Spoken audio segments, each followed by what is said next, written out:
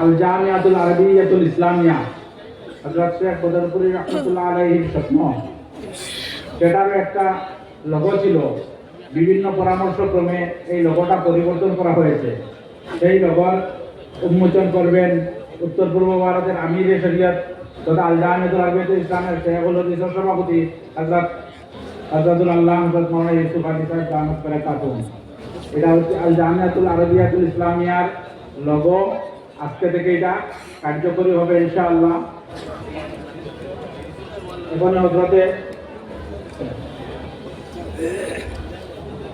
এই হচ্ছে আমাদের নতুন লোগো, এটা আল জামিয়াতুল আরবিয়াতুল ইসলামিয়া। আপনারা একটু বসে পড়েন। এরপরে হযরত শেখ বদরপুরি রাহমাতুল্লাহ আলাইহির উপরে একটা ট্রাস্ট, একটা ফাউন্ডেশন করা হয়েছে। মাওলানা আব্দুল জলিল চৌধুরী মেমোরিয়াল ট্রাস্ট।